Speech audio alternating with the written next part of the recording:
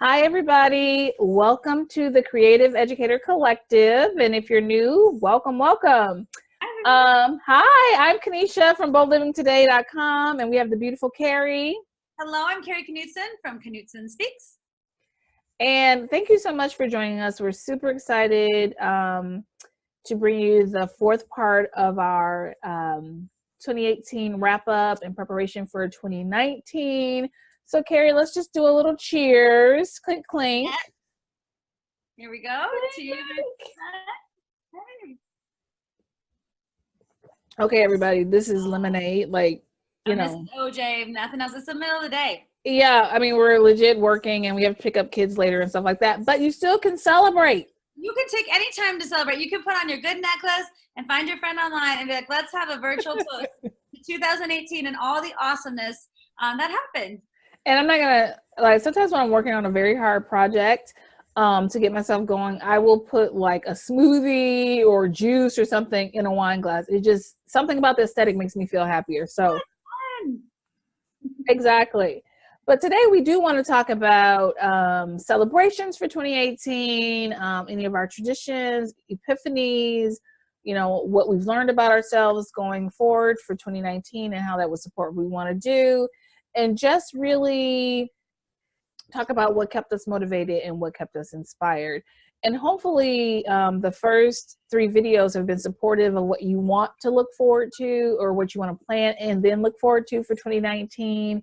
And really, you know, give yourself the permission to dream big, to not have so many parameters and just see how that feels and then map your plan and your goals based on that. Yes, and if you're curious what the other parts were, maybe you're just joining us now, we have part 1, 2, 3, and 4 of this video series to help wrap up 2018 in a way that feels fun and has some freedom in it rather than the pressure of like, oh, just get through the year. So if you've missed any of our series and you'd like to go back, you can find information on the links that we have on our website if you want to go back and watch the videos. Also, if you want to get the content in terms of like, here's the questionnaire we use, or here's how what the quadrants look like for different activities. If you sign up for our newsletter, we'll send you all that information. Yes, yes, yes, yes. Happy holidays to you.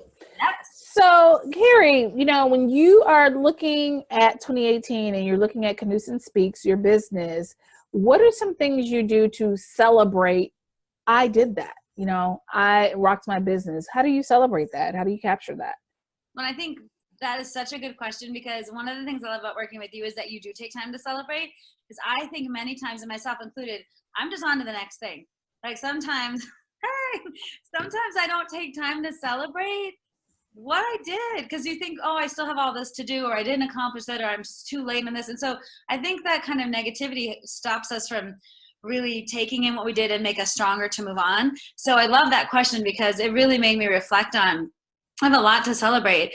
I had 30% more gigs than I had last year in my speaking career. And I like looked at my numbers and saw that.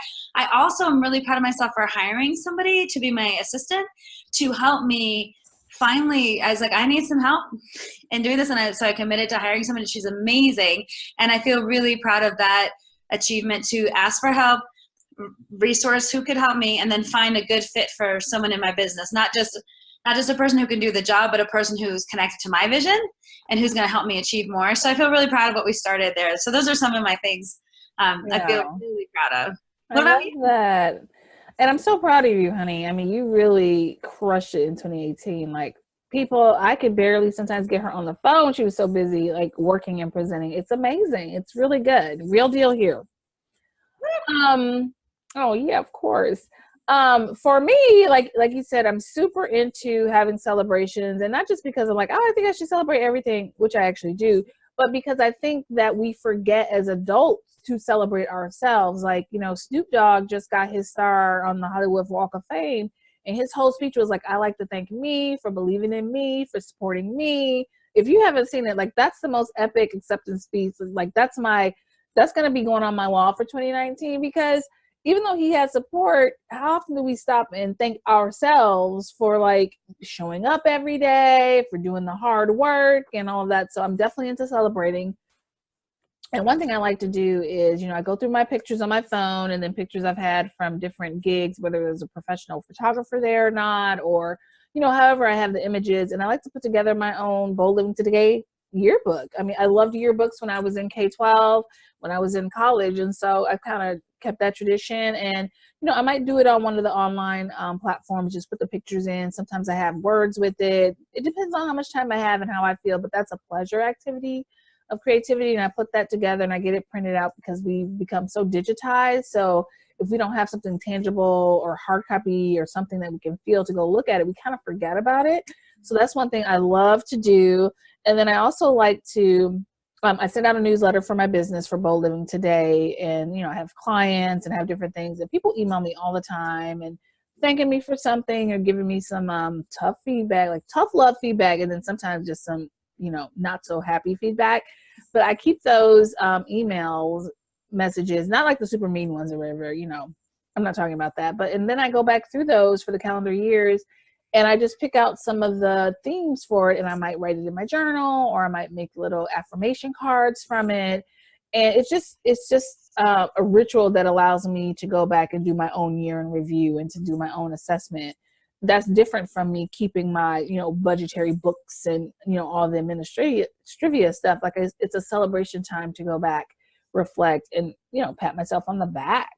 Yeah, I love that. That should be your new theme. I'd like to thank me for working hard and me for showing up. I need that on a t-shirt. Snoop is the bomb. I love him. So maybe glitter is a movement on one part, and then I'd like to thank myself. We might be wearing those shirts at our live event, Kari. You watch out. Oh, we got so many shirt ideas. All right, well, think about it. I definitely want glitter as a movement, but now I think I'd like to thank me. I love it. Yes. Have you had any big epiphanies or ahas for this calendar year in regards to your business? I think when you think about reflecting, it's good to pick something that you had an aha moment so you don't take for granted. And one thing I really had an aha moment was actually, it started off as a tough moment, but then turned into something good, is that I had to deal with some pretty big criticism about something I put out in the world. And it's one of my friends was like, well, now you've done something big enough that someone's criticizing you, so it's good. But when things hurt you and people take things personally try to hurt you. And so people are more mean online because they're behind a keyboard or whatever. Oh yeah, and the power of anonymity. So they're behind a keyboard so they can say anything mean that they want, or they can take something you said out of context, or it's very one-sided. They would never say that to your face, but they feel free to send it.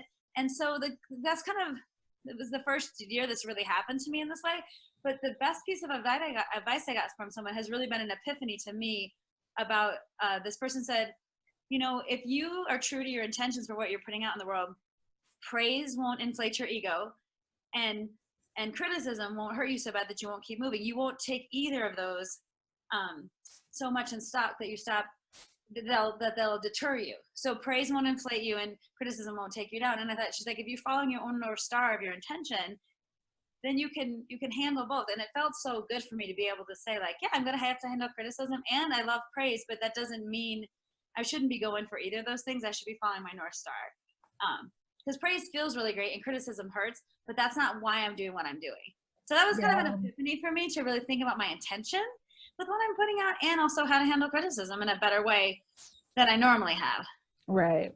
Good for you. Yeah. But people can be mean, and that's not appropriate.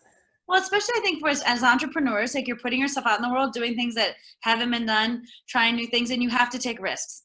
Yes. And sometimes people cut you when you're down, or sometimes people take something you're doing and I feel like they want to do it, but they haven't. So then they take that opportunity to criticize something. And I'm like, well, I'd love to see you try it too and do it perfectly. So it's hard sometimes to put yourself out there, but I think it's a good lesson. If you want to have the courage to do it, you can be brave and also connected to your higher purpose. Why did you do it in the first place? Right? Yeah. So then my big one. Did you have an epiphany this year? I've had several because, it's been like a transitional thing, and in keeping myself calm, lots of time to talk myself off the reactionary ledge. But, I had to learn about how to collaborate with people who are really collaborators. And you and I talk a lot about this because we're collaborating, and we already have a personal relationship and we are very honest with each other, but we expect that from each other. So that's not hard, like we would just get in there because we want it to be right. And then, so, that's like my baseline for other people. But then I start working with other people and I'm like, what are you doing? And, you know, I've had some tension around collaborative things where people are, you know, in the same business I am, but we're doing like different, we have different types of clients, but, you know, we're coaches or we're consultants and we're doing presentations and facilitating workshops. And, you know, I am super thoughtful about my work. I put a lot of time into creating a mental experience and then bringing that to life. You know how we talk about things. I'm always like, I always talk first. I want them to experience this. And then how do we make that happen? And that's how I talk. That's how I feel. That's how I run my life. And I have had some recent and throughout the calendar year interactions with people who kind of took that and wanted to steal it. You know, they wanted to use it as their own. They wanted to use it as their own system. And, you know, they use some of the things that I did as their own, you know, no attribution, didn't ask for permission, didn't ask if I would mind or ask for my help to help them bring it to life in their way. And, you know, you and I talked about it, you know, there's some anger initially, but then it's like, what is my lesson in this? What am I learning about how people receive me? What am I learning about what I'm putting out in the world? And then how can I still be an open giver, learner, supporter, but still be protective of myself and my work? And it's a fine line, but I feel so much more confident in that because one, I've had to deal with it. Two, I have great supporters who know me and will listen to me and understand what I'm saying and help me get out of my own way to move ahead. And, you know, even something that we talked about earlier this calendar year, talking about it allows me to let it go so that I don't ruminate and that it doesn't skunk my groove and make me get stuck and all of that. So, and I can still believe in the goodness and kindness of other professionals. Definitely. Yeah. Definitely. Well, I love it. And that's part of why we started the Creative Educator Collective too. So can you share yourself and be real and have a place where you can bounce ideas off each other and find a support system with people who get you so you can have some wiggle room to grow and change without feeling like you're exposing yourself, you know? Yeah, and that they get you and they want you to win. Like, you know, they're not, you know, trying to sabotage you or be negatively competitive. Correct. Yeah, exactly. So no, that was a really good epiphany. And it's just also going to help me help other clients do better too and help grow the Creative Educator Collective with you, because I feel like what we're focused on is people showing up fully as themselves and then taking that and growing it into something instead of, you know, trying to have like these disguises of business and what it means to be a business person and trying to fit into somebody else's shoes. There's no need to do that. There's so much space and so much room for all of us in our own way. And I feel like, you know, us working together, us having our own businesses and really, you know, being at this stage in our work, it's easier to talk about it because we've had so much practice at it and so many more experiences, good and bad, around it, what it means to be a creative educator and turn that into a business. Heck yeah, that's awesome. Yeah. So, were there any books that kind of inspired you this calendar year or carried you through, or that you're still going to explore because there's still time to read some books before this year ends? So many books and so little time. And that's one thing I love about the Creator Educator Collective. If you look on our page, we're both sharing books that we like. It's our own like little library of books that inspire us, books that we want to read, books that we've taken things from either personally or professionally. So I'm really interested in a couple of different books. I keep going back to Daniel Pink a lot. Any book of his, I love to just dive deep into. I could read it and then reread it. But specifically around motivation, he does a lot of work in his different books on that. And so I have a number of them, and some of them I want to revisit. There's a book called Drive that I keep going back to. There's also a book that I recently posted about a person who is trying to thank the people that made them his cup of coffee, from the people who grew the beans, to the people who pressed the beans, to the packagers, to the truck drivers, to the baristas, like everyone along the way in making a cup of coffee.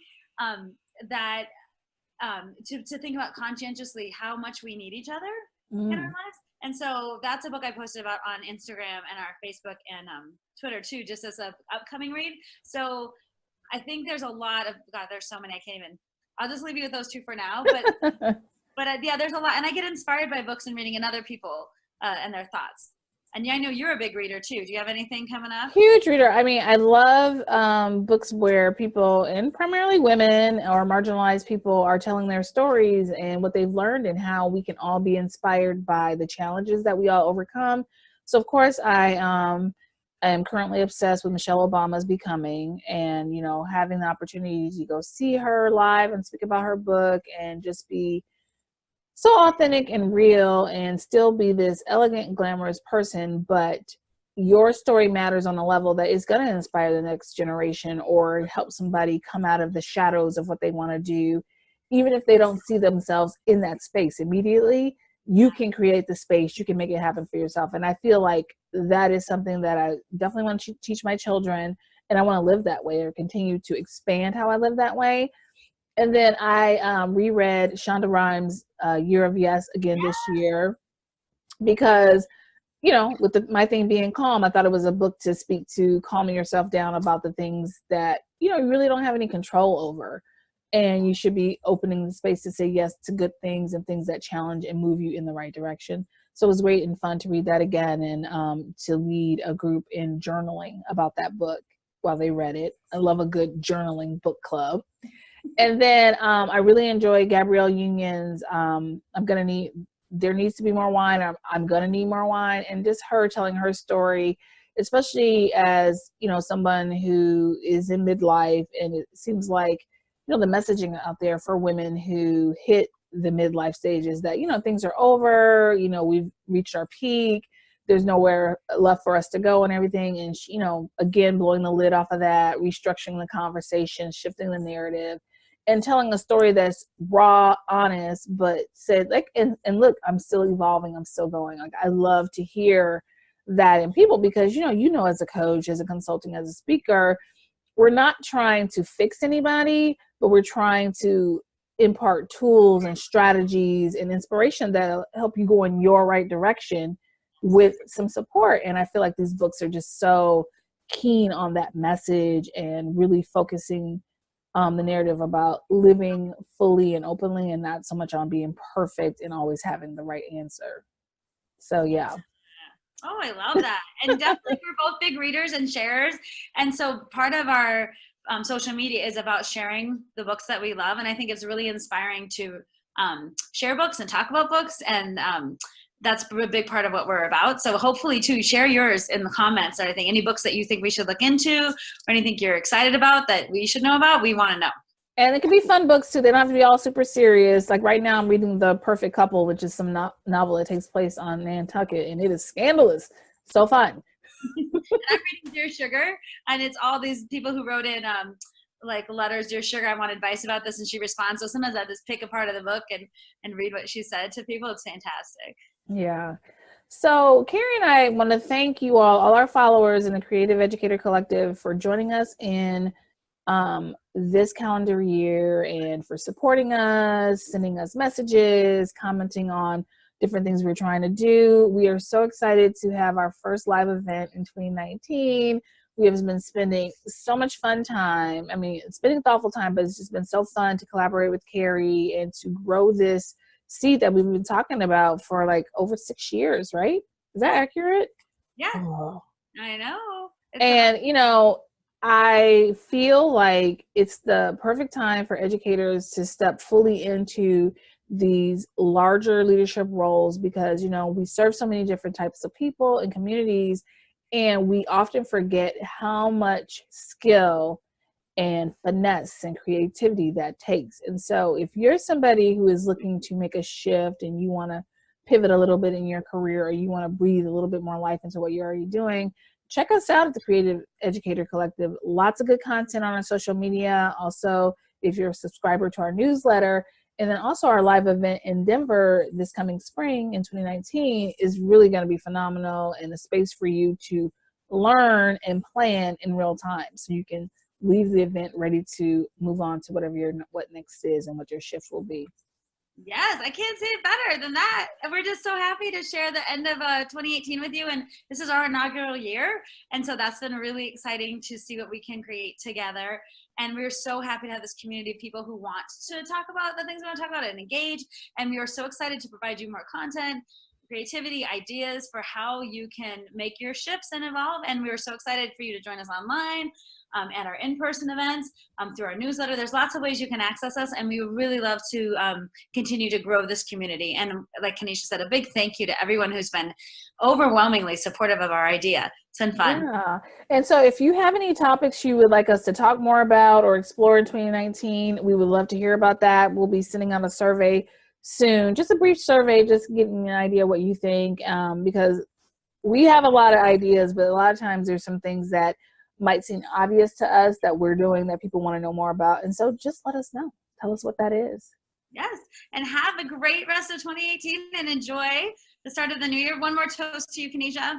And to all yes. I'm telling you, like later in the evening, this is not going to be lemonade. In the morning. So it's orange juice and lemonade. Thanks for joining us, everybody. Yes. Happy holidays. Happy New Year. And stay in touch. Bye, Kari. Bye, niece.